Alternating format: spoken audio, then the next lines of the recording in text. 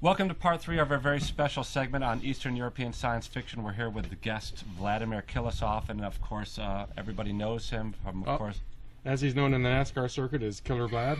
Killer Vlad, of course, with his monster truck. He also has that he's seen Also with named Killer Vlad. Killer Vlad. We all know the monster truck Killer Vlad. Of course, you're probably familiar with The Sun is a Harsh Mistress. Hiroshima. Right. Of course. Hiroshima, the Hiroshima hoax. The Hiroshima hoax, fact or fiction. How America. Yeah. Yeah. That's the country that went boom and fell down. Right. Another one. Sorry, I'm so nervous being in your presence, Mr. Killusov, that I'm forgetting some of my the names of my books here. And of course, we're here with Martin Young, who is a professor of philosophy, holds a secondary degree, of course, in European science fiction and automotive repair. So, Eitan, I understand you had a question for Vladimir. Actually, Killer Vlad. Again, and I love the monster truck I saw. That was just hilarious. I couldn't believe when you actually took on Truckosaurus Rex and wiped out Bigfoot. That was just absolutely hilarious. They said they actually fueled that with a moonshine of your own variety. If so, you've got to get me a flask, dude. That's just amazing. Well, that's part of our heritage, moonshine. I mean, yeah, it also works for rocket fuel. It's a disinfectant. There's lots of good things about moonshine. You put that in your gas tank, and those revenuers are never going to catch up with you. It just, not going to happen.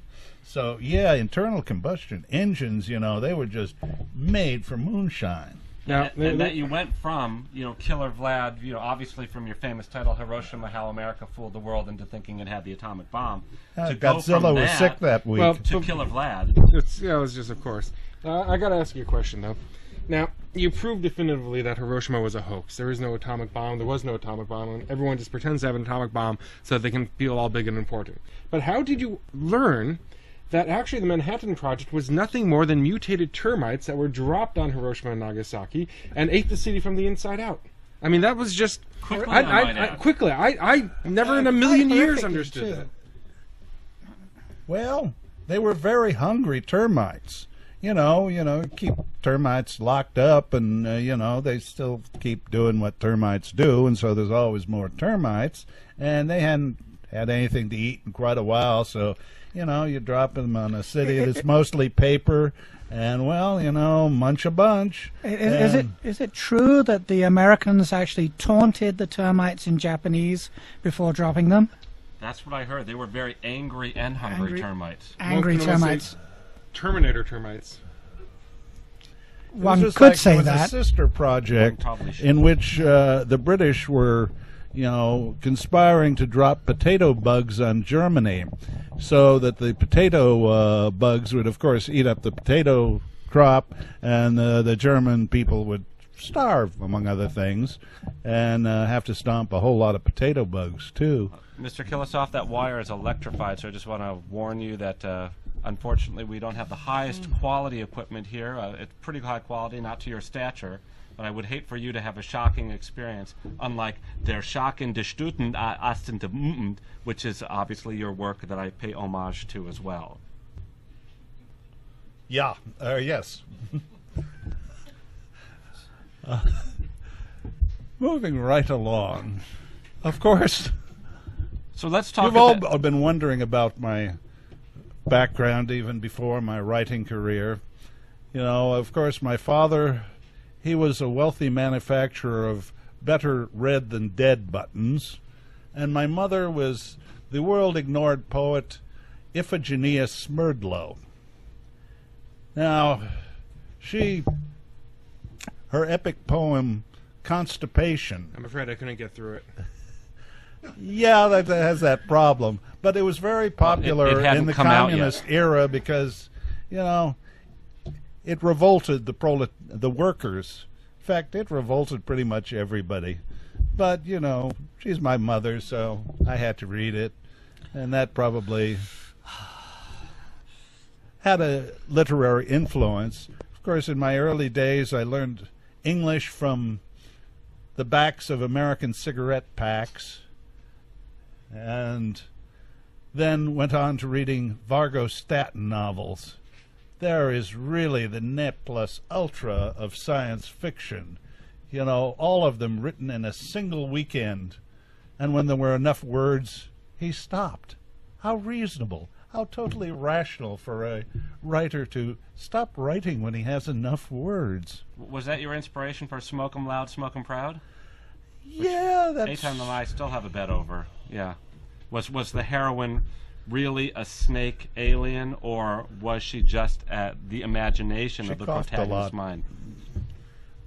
I think it's better ambiguous.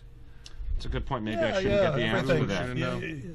that. Your stock goes much higher in the literary stock market if your novels are all ambiguous. If nobody can figure out anything, then you really got something there.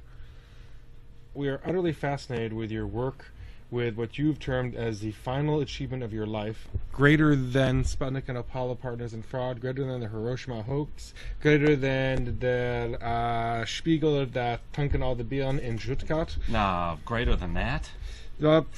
Dude, that's he's pretty huge. He's actually going into space.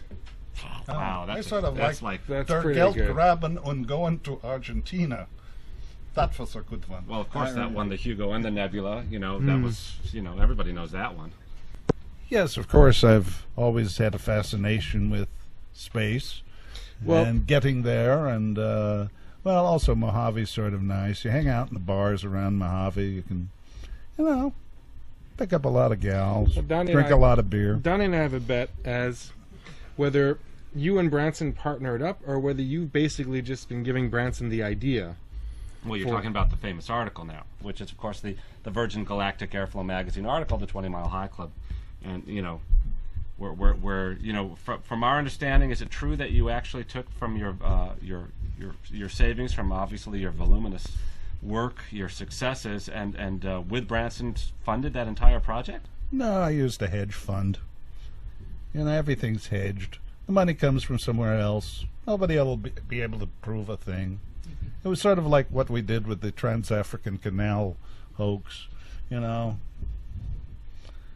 But there's always money when you have the will. So, but with this world of hoaxes that you've revealed, this seems to be one that you're laying claim to, that you actually were a partner with Branson in creating the spaceship Nobody's one. perfect. Got it. So, I guess it almost begs the question: why would you want to spend all this money? You obviously have lots of stuff. Your famous, Datsun B210 collection. Why would you want to spend all this money on building a spaceport in the middle of the Mojave Desert? Well, going to space is like going out on your first date, You need some wheels or a way of getting there. And, you sort of need to get it up, too, So, space has got a lot of potential. I see.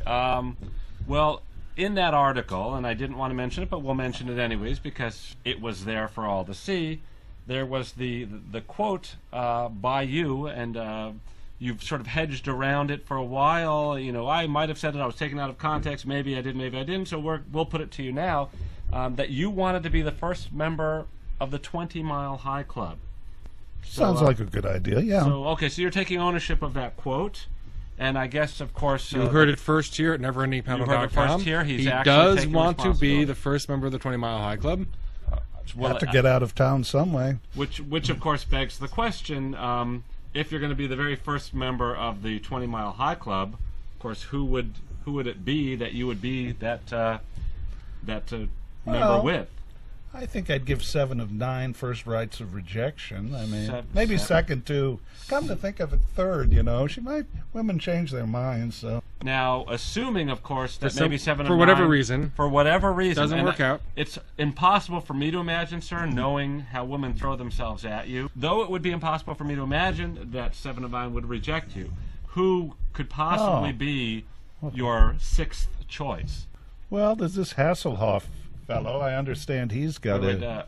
are you talking about David Hasselhoff? Yeah, that guy. Right.